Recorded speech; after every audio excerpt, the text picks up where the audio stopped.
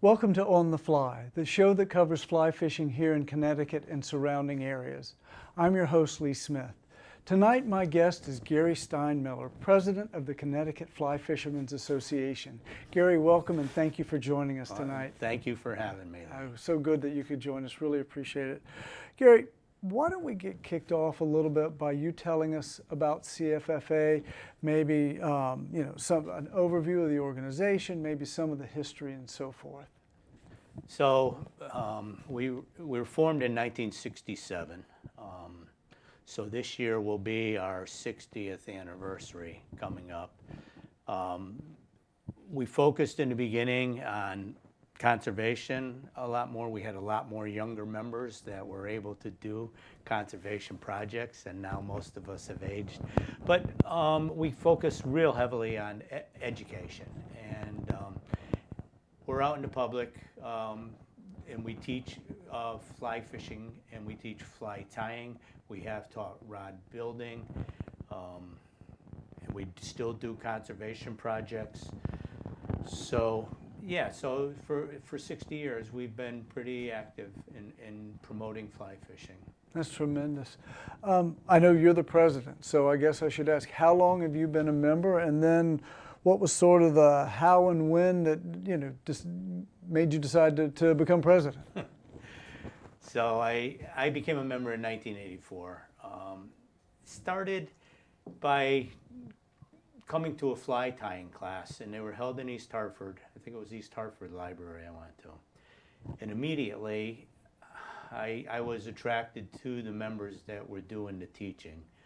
They were so passionate and willing to share their information. So I kept my membership up after I took the fly tying class. And like I said, I was like a sponge to the older members. I could not get enough information. I read books, I did everything else, but to see something done one-on-one and to have that camaraderie, I thought it was something that I wanted to be a part of. So I stayed, and then I ended up going to a board meeting probably a couple years later. And the education chairman stepped down. And so I happened to be at the board table, and they said, "You seem interested. How would you like to be our education chairman?" So I took the job, and I kept the job for 22 years. It was just my favorite. Like when I joined, I said, I really don't want to do numbers. I don't want to do this. I don't, and being involved with passionate people that wanted to learn the sport was what I enjoyed the most. Mm-hmm. So I wasn't the instructor in the beginning. I was coordinating it, and we had our instructors were school teachers, school teachers. One was named Mark, the other one was Myron, and then it was Gary. And they taught the fly fishing school, and then we had various instructors teach the fly tying school. So I watched them and learned from them on how to present the material and what was important, and I just loved it. So every time I was asked to move on and be in a president or another position, somebody else would step up, and I was happy. I didn't do it. Well, we got down to it was 2016, and our past president was stepping down after being president for 5 years. And he called me and said, "Hey, Gary, would you like to be president?" And I thought about it, talked it over with my wife, and I said, I shouldn't put this. So in 2011, I stepped down from the education chairman position, and we had another fellow take it over, and then another fellow after that, and it was in good hands. So, but I still was there, at the classes. I just couldn't stay away. And then I was away for 5 years, and then, just not even on the board. I'd come to the meetings and everything, and then Bruce called me and said, I'm going to step down. Would you mind being president? And I said, do you have anybody else? I said, sort of, I don't know what my plans are. I had retired, and I said, I don't know if I'll be around winters. But so then he said, let me look around and see if anybody else is interested. Nobody else was interested. Calls me back, says, do you think you want to do it? I said, okay. So I did it, and that was in 2016. And most of our presidents, you look back on our history, on our website, it shows all the presidents we've had. Well, we've only had 10, and most of them were 3-year terms. Wow. So I'm going on 10, but I have such a good board of directors. Every position's filled except for legal, and they're easy to work with. So I've continued on, and I know someday I'm gonna pass it on, but for now it's still a joy, and it's not a lot of work. Everybody does their job, it's not that much work, and it's enjoyable, and so I don't. That's great. It's sounds like it's a lot of fun. I think I was meant to be here. Yeah. Well, you've got the history too. I mean, kind of Yeah. having grown up in the organization, you Yeah. you have a lot of the history that goes with well, it. that's what Bruce thought when he asked me. That's great. Yeah. That's fantastic. Tell me a little bit about like what the organization looks like today. Things like membership size, monthly meetings, that type of thing. Kind of what's involved in actually an organization like CFFA. So we currently have about 185 members. Our biggest total was when the movie River Runs Through It came out, and we had over 300 members. Everybody wanted to fly fish. Absolutely. Everybody wanted to learn. Some of the classes, when I was running the classes, we had 44 students in the class, and that's not an issue. We will take them all. It's just for me getting the volunteers to do the on-stream instruction, because we can do everything else. So we have 185 members. I think 40 or 45 of them are lifetime members, and some of them are just recent lifetime members. They decided to support our organization. Now, out of those 185 members, our monthly meetings, which are held here in this building at the community center, we usually get between 35 and 40 attendees at our meetings. Okay. So what impresses me about that is that every year we have 100 or so members, 150 members renewing and paying their dues, and they don't come to our membership meetings, but they believe in what we do.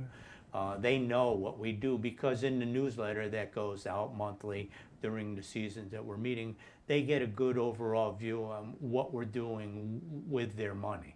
And so they continue to thank us. When previously we used to meet in East Hartford at our monthly meetings before we moved here. And then when COVID hit, we did Zoom meetings. And then where we used to meet in East Hartford, the clubhouse, Veterans Memorial Clubhouse on Sunset Ridge, got shut down. So we needed a new place. And Weathersfield was a center of the state, so I contacted the people here, and we now meet here. Okay. So it's been working out well. People are used to it.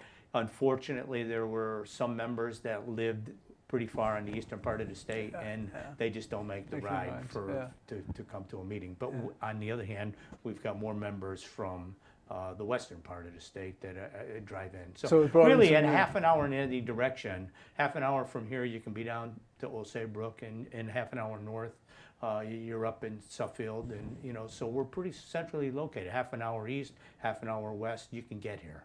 Good deal. So that's why we're here. And just for the folks in the viewing audience, when he says here, it's 30 Greenfield Street in Weathersfield, and your monthly meetings are held at what time and day? So we have meetings in September, October, November, December, January, February, no meeting because we have our annual banquet and an expo.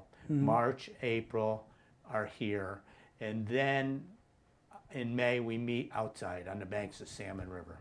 Okay, good. So you're meeting most of the year. Sounds like you're taking the summer off, but some of us need a break after. We teach all winter and we get people prepared to go out and fly fish, and then we start up again in September, and we go through the winter, and it really does makes the winters go by.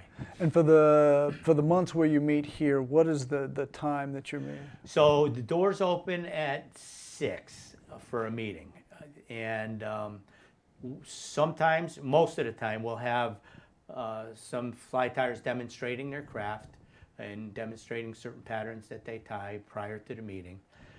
It's a little bit of a social time, free time, up until 7 o'clock. 7 o'clock, we make our club announcements, and anything that has to be said or any questions that the audience has, we bring it up. 7:15, our speaker gets ready to do his presentation, and usually he starts at the very latest by 7:30. And usually we ask them to come and do 45 minutes to an hour. Sometimes, you know how fishermen are, they like to talk, and we don't get out of here until 9. Sure. So, but we do have the room from 6 to 9. So anybody that's interested, you can plan your time getting here, but the doors open at 6. You don't have to wait till 7. But if you just want to come for the program, you know, come 7:15, 7:30, and you'll be right on time for that. Okay.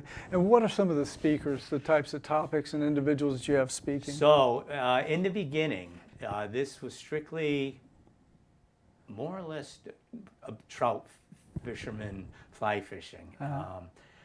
And fly fishing in saltwater has grown so much, and fly fishing for carp has grown so much, and fly fishing for largemouth bass has grown so much. So we sort of try to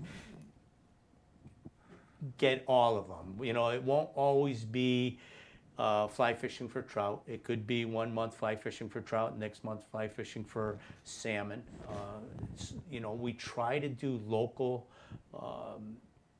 events, local fishing opportunities, so people can come here and learn about a local opportunity, whether it's going down to the shore in the fall to catch bonito and false albacore, or striped bass right now, or if it's going right now, smallmouth bass fishing or largemouth bass fishing in ponds. So we try to concentrate on stuff that people can do here and now, you know, and around the area. So good. Sounds like you cold water fish, warm water, and so forth. Yeah. So it's gone well. I mean, the meetings. It's you know, Roger Plord is our program chairman. He's always looking for people that have programs to do for us. We've had people come and discuss the art of making a bamboo rod from scratch. And I was wondering, I said, how many people are going to come to this meeting? You know, like, you know, how many people really want to build a bamboo rod? But I was surprised how many people came to that meeting. And it was almost like we had a bunch of engineers in the audience asking questions that, you know, that the rod builder could answer that were way over, you know, my head. Sure. You know, I mean, we taught rod building, but we used graphite rods and blanks like that. And I built 2 through our first instructor that we had many years ago in the 80s. I built two fly rods, and we just don't have an instructor now. Otherwise, we would offer that probably as part of one of our educational programs. Great. Last question before we kind of move to the next section. What does it take to be a lifetime member? Okay, so our membership, if you go, you can find our membership on our website and just click on membership, and there's first of all junior membership. Kids that are 21 and under, it's $5 to be a member of the organization. We just hope that, you know, they find something interesting and maybe pick up a hobby, and they can get our newsletter for $5 a month. Then the next step up is $25, which is just a regular membership. Then we go up to $30. $30 is a supporting member. And then you go up to $75, which is a contributing membership if you want to do that. And a lifetime membership is $300 for, you know, so if you're young and you join, you know, and you think it's something you want to be part of, $300. It was $100 when I joined, but I still pay you know, we need an operating budget. Sure. And if everybody joined and paid $100 in the beginning, we wouldn't have a budget for the year. Gotcha. Gotcha. Yeah, that's great to know. I noticed that you earlier mentioned you had the expo in February. Tell me a little bit about the CFFA Expo, what's there, what to expect, and so forth. So the expo started small. That's Roger Plord's baby. He knows most of the vendors. We started small, and we started at a different location, and we were at Manili's for a long time, and now we're in South Windsor at Nomads, for the time being. But the expo starts. It's a full day for all of us members. We have, because we do the expo and the banquet on the same night. The expo starts at 9 a.m. We charge $5 to get in. There's seminars that are, whether they're freshwater, saltwater seminars, and there's Nomads was big enough for us to incorporate fly casting lessons for people that wanted to learn that. Okay. So for $5, you get all of that, and then last year I think we had 26 vendors, and some of them bring their fly tying equipment. Some of them bring rods. Some of them. We had a leather goods guy last year come, and I bought a wallet that he made, and it had a dry fly, made into it. So all kinds of vendors. 2 seminars that happen during the day. We have a featured speaker. Now our featured speaker also speaks at the banquet that evening. So we've had some great speakers over the years. We try to now stay local because plane fares cost a lot for us to get somebody here. But I think this year coming up we have Rich Strollis is booked, but they spend the day. In the beginning, when we had guys like Gary LaFontaine, we had Dave Whitlock, we had tremendous speakers, and we used to have them. They used to tie with some of the members that wanted to pay extra money and tie with them. Well, we decided that that really is taking him away from the general audience that wants to come in and just talk to him, maybe about a book or whatever else. So we stopped doing that, and our featured speaker is there for the day at the expo, and whatever he's known for, if he's selling books, he's there, and he's also there for our featured speaker at our banquet. And the banquet starts that evening, so some of us are pretty tired by the end of the day. How many people usually attend for the banquet? So we're down to getting about 100. Over the years, we would get about 150 at a banquet. The numbers have, gone down. The prices keep going up for a banquet meal. And so we're right around 100 right now. When we had an anniversary and we had Lefty Cray as a speaker, we had him twice. We had up to 200 people come to our banquet that night to see him, maybe get some books signed. We had Gary LaFontaine. He drew in a big crowd. So, the names will bring in the crowd, but the names also, you got to pay them too. Sure, so, absolutely. So. Yeah. So during the seminars and the instruction, the fly tires, are those primarily members that are, let's say, giving the instruction, doing that type of thing, or is it a mix of? Well, usually our speaker our featured guest gives one of the seminars, and then we'll get. Sometimes we have 2 seminars in the morning and 1 in the afternoon, and the fly casters are usually they're members that teach the fly tying. Some of them, not always. But they're certified FFI, Fly Fishers International fly casters that are given the lessons for that part of it. Okay, good deal. Any events that you want to highlight that are coming up later this year? So our year starts out, I can sort of give you an idea. We start out in January with our fly tying classes. They go 7 weeks.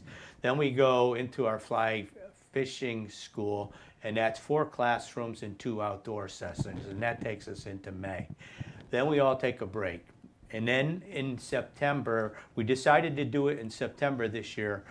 We sort of make contact with all the previous students that just took it, and we want to hear, and we make a day of it. And last year we went up to People's Forest, and we met them there, and we had 34 come, and we got there, and we listened to their successes and their failures throughout the year. We all have them.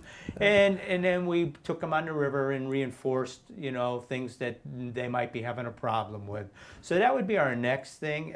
We really don't do anything unless we get asked, by sometimes, over the years, we've done a Boy Scout Jamboree Day. We've done the Burlington Fish Hatchery was celebrating 100-year anniversary, and we attend that. So we do go out in the public and do those type of things. But we really take a break June, July, and August, and everybody gets to fish and enjoy the summer. And then we get going again in September with our monthly meetings, and our monthly meetings are usually on a Monday. Most of them are on a Monday evening. The dates in the schedule are all on our website, always on our Facebook page or our website, if people are interested. And that was going to be my next question. So for the people viewing or those who will be watching this streaming or otherwise, if they want to find out about the calendar and want to find out about the events and so forth, is it directing them to your website? Yeah, so you contacted us through Facebook, and somebody saw your message and passed it on to me. So that's one way to get in contact with us. I do put the events on our CFFA, ctflyfish.org website on the calendar. So if anybody's thinking about taking the fly tying classes next year, the schools are there. You have to just go to the calendar, the events, upcoming events, and look into 2027 and go to January, and you'll see the dates for next year's classes and for the fly fishing school, because we have to book them a year in advance through this community center. So as soon as I know the dates, I put them on there.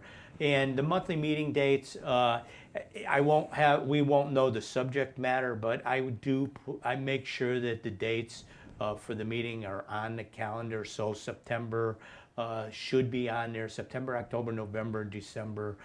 The dates of the meeting will be on there, but the topic and the information details won't be there. Okay, good deal. And we'll flash the contact info later in the program for those of you watching and want to collect that, or reach out to Gary and his team with questions.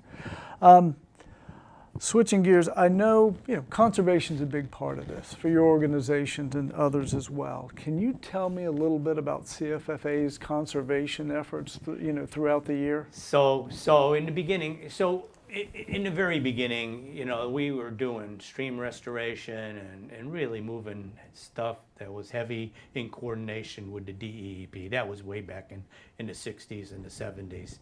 We don't do that anymore. Our home river, pretty much, that we maintain is the Willimantic River TMA. And that was formed, and our membership had a lot to do with that. The river was polluted for the longest time. It was being polluted by some sewage treatment plants that were up in Stafford Springs, I believe, and the effluent was flowing into the rivers. Once it cleaned up, our CFFA members contacted the DEP and the legislators and said, hey, can we get, since it wasn't stocked, I don't believe it got stocked again until the early 70s. It was not stocked at all with trout because of the pollution. Sure. Once they started stocking it again, our group wanted to see if we could get a designated area for fly fishing only. And since we weren't going to be taking it away from somebody that already had been trout fishing there for years, Right. We thought we had a better chance at getting something like that. So we went forward with it and successfully, and the Cole W. Wild Trout Management Area was formed, and it's fly fishing only. And it's a nice section of the river. We maintain the trails on, how nature, if you didn't maintain the trails, it would get totally overgrown. But it's a stretch from where Roaring Brook enters at the upper reaches of the TMA, and then it comes down to I think it's Route exit 78, right at the end of Nyholman State Forest, right where I think it's Route 74 crosses in Wellington, and then you go up the road. But I'm pretty sure the upper level, and the trails are maintained the whole length of it. And we do that. Our activities chairman gets a crew every March after the winter winds, and we go out with chainsaws and with bags and pick up the trash and the litter that's along the river. And so that's our baby, the river. We also help the DEEP stock the river.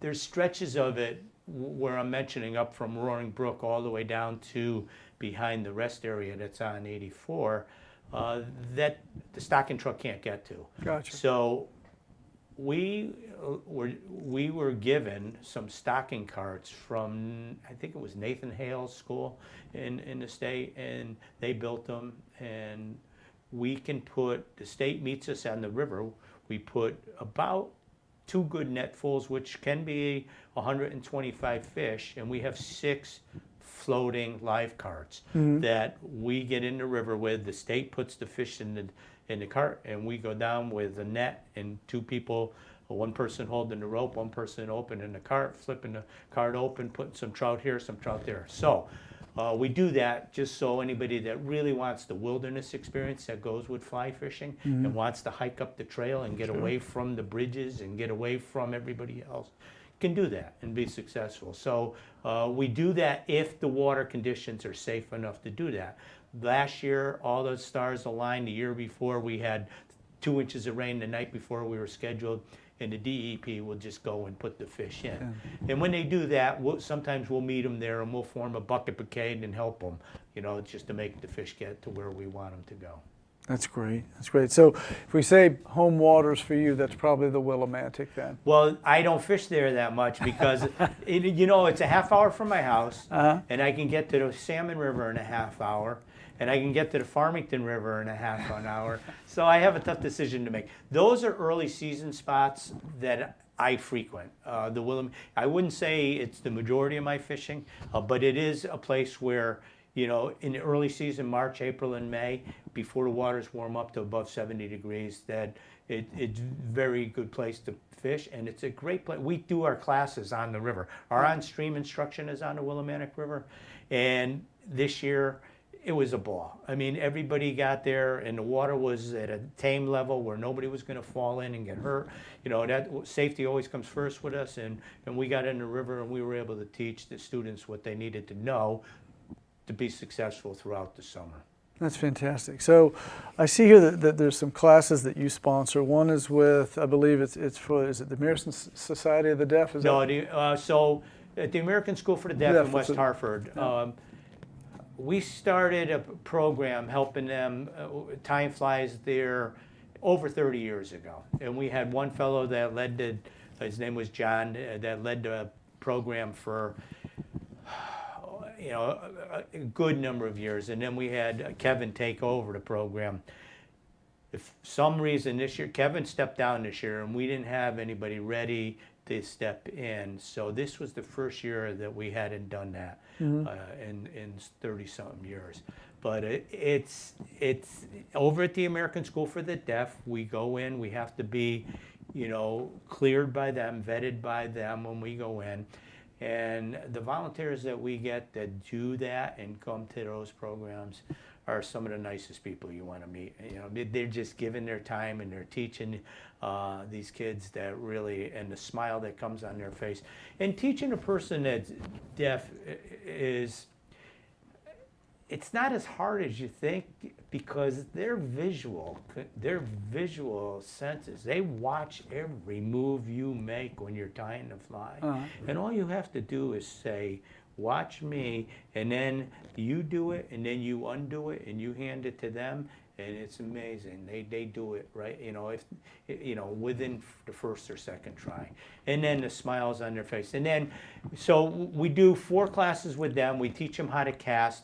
And when they are done with their flies, they keep them all in a box. And then we go on an outing with them. The school takes a bus full of them, and they come with some of their instructors, because none of us, I shouldn't say none of us can sign. A couple of our members can sign and communicate with them, but they send, chaperones from the school.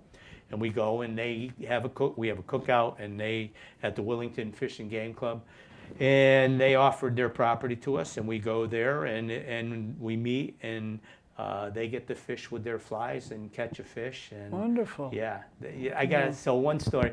So one of the girls, I wear these flip down focals because I can't see when I'm tying flies, and she's looking at me like, what are those? What are those? And I said, here, I put the hat on her head, and then I said, look at the fly now, and the fly looks like this big. Sure. But the smile on her face was priceless. Awesome. And then another one, when we got to the pond, I had polarized glasses on because we use them for safety when you're when fly casting or walking in the water or anything else. So she, one kid was looking in the water, and the glare was awful, and you couldn't see anything. And I took my polarized glasses off, and I put them on her. And the smile, it just opened up a whole new world to him. He's looking under the water, and he could see the fish swimming by, and he's calling all his friends, and he's taking my glasses and showing saying, it to them. look at these. So that's a very rewarding program that we do. It works out very well. And we hope that we do have a person that's stepping up for us. As long as it's okay with the school, that program will continue in the future. Great.